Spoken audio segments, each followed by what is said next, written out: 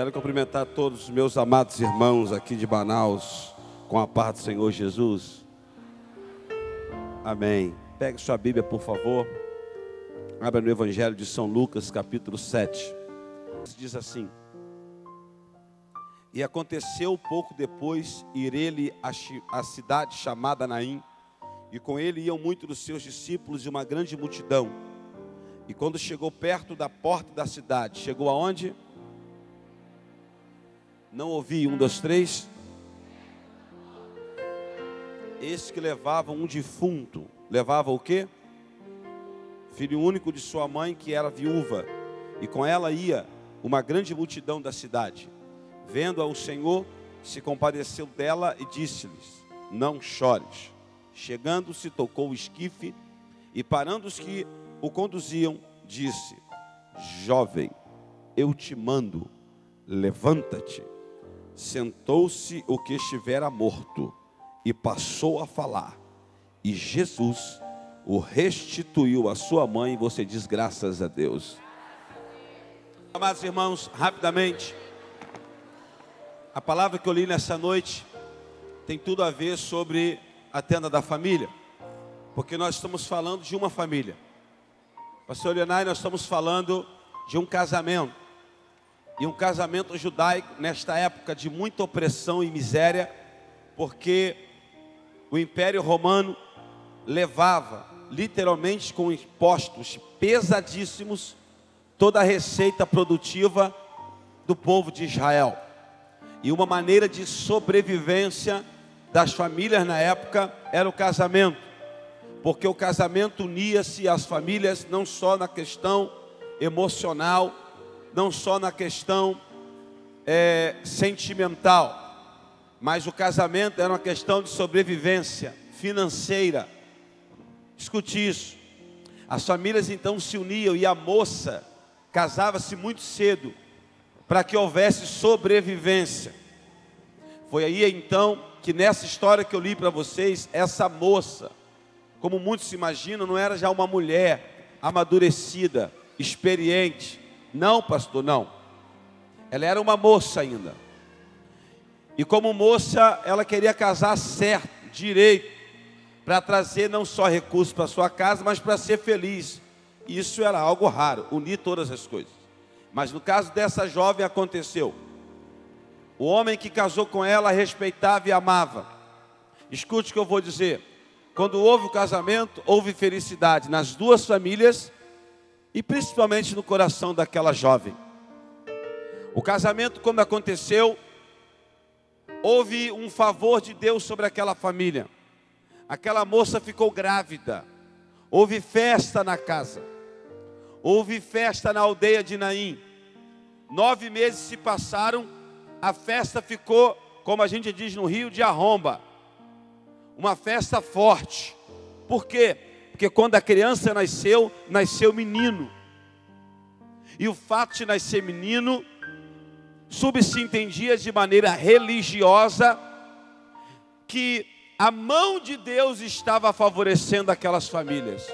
Porque o menino significava mãos fortes para trazer mais recursos para a família. Então, diante desse cenário que eu montei para você em rápidas palavras, aquela família estava em festa. Casou direito, houve amor, houve gravidez e houve nascimento de um menino. Quem me entendeu diz amém. Diante desse quadro feliz, de resultados positivos, algo chegou para estragar essa festa. A morte bateu na porta daquela casa e fez falecer o provedor, o chefe da casa. Aquela mulher entra em desespero e ela não compreende porque Deus permitiu. Ela casou tão moça, ficou grávida, nasceu um menino, e no momento de maior alegria de sua família, a morte chega. Pense no desespero e na dor daquela jovem viúva. E como no costume judaico, ela pega panos de linho branco, dobras de maneira religiosa, colocando aloés e mirra, que tem o efeito de retardar a putrificação do corpo, o apodrecimento do corpo. E essas essências, eram para durar pelo menos 3 dias, mantendo o corpo ainda com um cheiro suportável para acontecer o velório. Escute o que eu vou dizer. Há um luto de 3 dias na casa daquela moça. O corpo agora, no término do 3º dia, é colocado dentro de uma espécie de caixão chamado esquife. Agora aquela mulher é obrigada a atravessar a avenida principal da aldeia, da cidade de Naim, como queira chamar, porque não poderia, no costume judaico, lei mosaica, não poderia jamais o cemitério ficar dentro da cidade. Por quê, pastor? Porque se tivesse contato com os mortos, a aldeia ou as pessoas eram consideradas imundas. E a execução sumária era apedrejamento, morte por pedradas. E para que não houvesse isso, o cemitério era fora da cidade. Observe a história. A mulher pega na alça do esquife, na alça do caixão, chorando, dores, luto, perguntas sem respostas. É obrigada a atravessar a avenida principal para que a cidade saiba que alguém morreu na família. A aldeia agora está vendo a tristeza, a angústia daquela jovem, perguntando: então moça, e o homem dela, o marido dela morreu. Ela atravessa a cidade, chega onde eu pedi para você repetir. Ela chega no portão da cidade. A cidade era morada para proteger dos ataques dos inimigos. Quando ela chega no muro e há o portão de entrada, que é o mesmo de saída da cidade, a dor aumenta. Por quê? Porque atravessando o portão da cidade, pastor Diago, não poderia voltar. Porque não poderia ter contato com mortos. Se ela volta com o corpo, ela seria apedrejada. Então o portão era o limite, era o último passo do contato daquela mulher com o corpo do seu marido. A saudade aumenta, o sentimento de perca é latente no coração.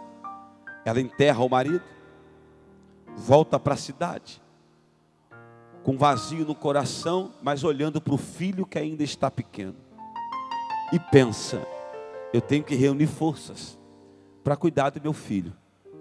Eu tenho que reunir forças para cuidar da única coisa que sobrou do meu casamento. Eu tenho que ter forças para embalar e cuidar do que sobrou para eu ser feliz. Essa jovem mulher chega em casa, como eu disse, sem experiência na vida, não era uma mulher amadurecida nem calejada com a vida. Quando de repente a morte bateu de novo na porta da sua casa. E agora a morte leva a única coisa que sobrou daquele casamento feliz. A morte agora faz falecer o filho, o menino. As mulheres que estão aqui vão poder entender-me melhor, porque só a mãe que já enterrou o próprio filho sabe a dor do que eu estou falando. Aquela mulher vê o filho morto dentro de casa. Com certeza há gritos, há desesperos, a angústia no grau máximo, porque ela não compreende porque Deus permitiu ela casar e ser feliz. Deus permitiu ela engravidar e nasceu o menino, e agora a morte levou o marido, ela está viúva, e agora a morte está levando o filho.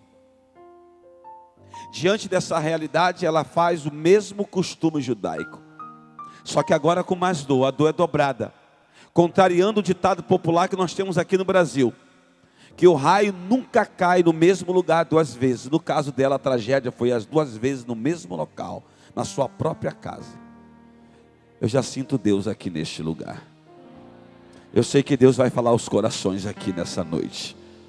Foi aí, pastor Leonai, que algo terrível aconteceu. Aquela mulher tem que preparar o corpo do próprio filho. Pega lençóis brancos de linho, pega aloés, pega mirra e começa a preparar o corpo do menino para ser enterrado. E aos 20 quilômetros dali, numa outra aldeia,